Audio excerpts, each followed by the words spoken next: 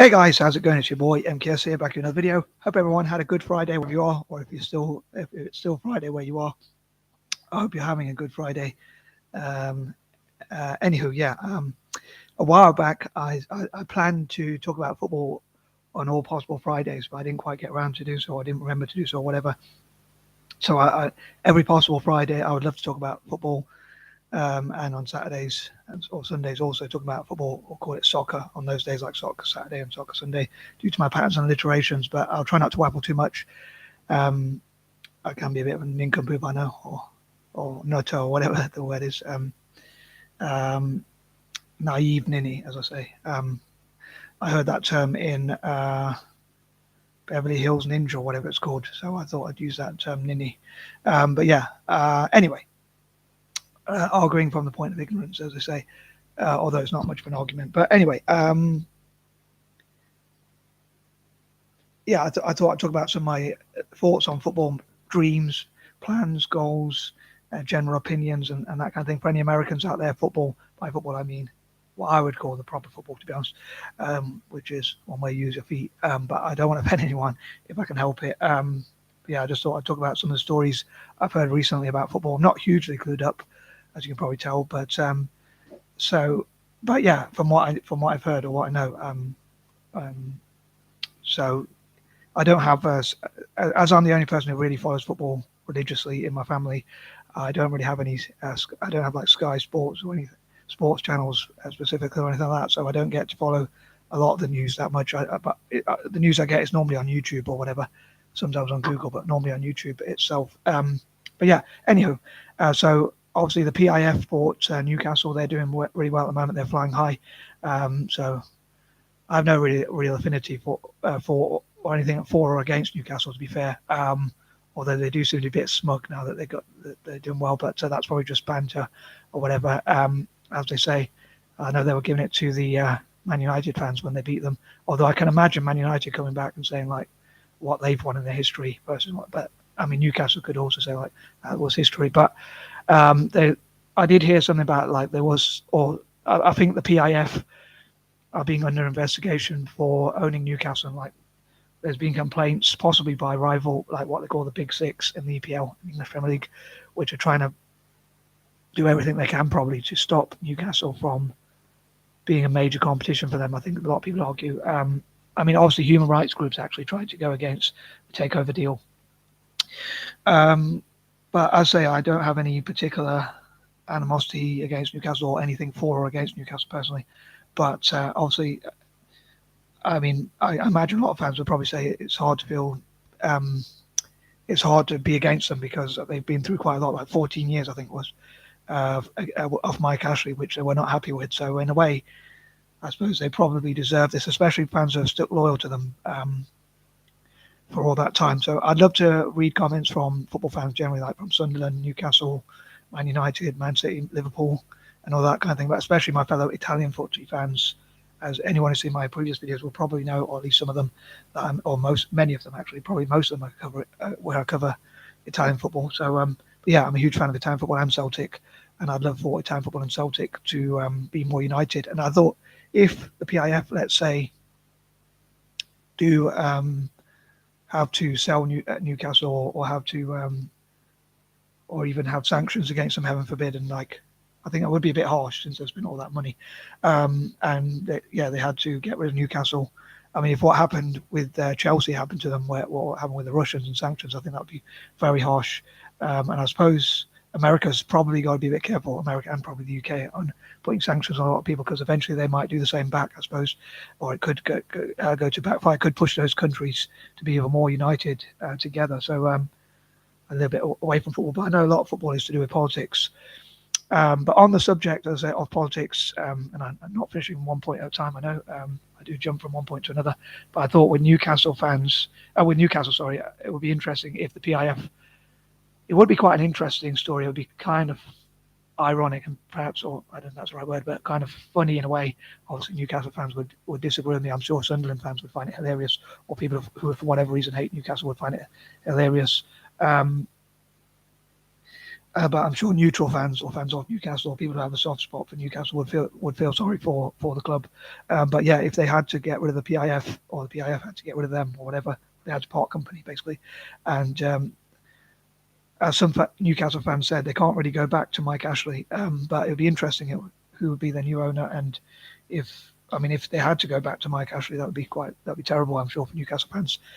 Um, but yeah, it'd be interesting if Newcastle fans stumble across this mad guy here, i.e. myself, this Ninckumpoop, as I say, and put in your comment section, hopefully not too harshly, like what would you be your worst case scenario, your worst nightmare? Probably getting Mike Ashley back, right? But also, what would be your biggest goals or biggest dream? And obviously, Newcastle are doing really well quite quickly. It's worked a lot quicker than I think most people would assume. I thought it'd probably take at least a few years, but some people were saying about 10 years, but it seems like they've done it already in a year, like got into the top four, and they probably won't be too far away from winning a trophy, or they've already got to a final as well. So, but yeah, from a point of view of Italian football, part of me thinks rather harshly if the PIF did have to part ways with Newcastle, but I think that it'd be cool if Serie A or Italian football and those who ran Italian football, Liga, Serie A, Tim, and the FIGC and others work together, including with Italian politicians, to make Italian football like I'd love to see Italy be military neutral, and but also like politically be able to stay neutral in as many situations as possible, and like not invade any countries or anything like that, but be like the Swiss, but instead through like football. I know I mentioned this point before, so please forgive me as ever for repeating myself. But I think it'd be interesting for it's difficult to get the balance right between repeating older ideas. For people who might stumble across this video or watch my new videos who haven't seen the older ones, and not repeating myself too much for those who might have seen the older videos. But sorry, I do jump from point to point, as I say, a bit all over the place. But I thought just for a bit of fun, I'd cover some of these thoughts as an Italian football fan and a Celtic fan, but also talking about football generally, which is what I wanted to do on like Fridays, as I say, talk about football more generally. But the reason why I say I would love for Italy to be like neutral politically and militarily is that if they could be like what the Swiss are, but for football, and I'd love for Celtic to do similar. I'd love for Italian football to be untaxed, tax exempt, basically, to pay the lowest amount of taxes possible, and also Celtic similarly, not have to pay hardly any, if any, tax. I'd love for Celtic to be tax exempt. Maybe that could be a form of reparations for what happened to the Irish community, of which Celtic are originally a large part of, and many Celtic fans are of Irish descent. And also, if they used tax exempted status, or paid lowest amount of taxes and had like lottery funding and government funding as well. Probably a bit cheeky of me to ask for, but I think that would be pretty cool if like they do that in return for having football academies like 5, 6, and 7-a-side academies, or 11-a-side and whatever, and as many academies and places and spaces for football as possible. Like to give activities for young people in Glasgow and across Scotland to get into football and like keep them out of trouble with the law, keep them fit, keep them doing exercise and stuff like that. And I think that would be pretty cool. And like, as I say, if they paid the lowest amount of tax as possible, and also even got lottery funding, as many communities can get like lottery grants and lottery funding to support young people. When you think about what tax is often used for and how it would help people, or it's supposed to help people, I suppose, I guess. I know people say it's also used to make the roads and things like that, but I think this would be something that would be doing good anyway. So it would be good to see Celtic be tax exempt, in my opinion, I say, or pay the lowest amount of tax as possible. And also similar for Italian football. If Italian teams play at least 3 under-21 players in all possible senior games, I think they should be tax exempt, or just tax exempt generally, so that they can encourage people to come in and buy better players, but also and bring in better managers, coaches, and that sort of thing, but also invest in academies and opportunities for young people.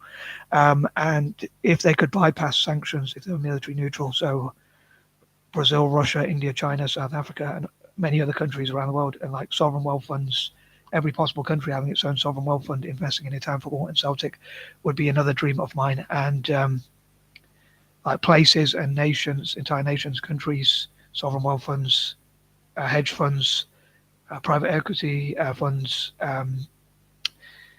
venture capitalists, that's what I was looking for, or two words I was looking for, venture capitalists, and just generally investors, generally including international companies, maybe even the IMF, although normally the IMF, having to go to the IMF normally is when a country has defaulted on its loans or whatever and is in financial trouble. So it's normally an embarrassing thing to do.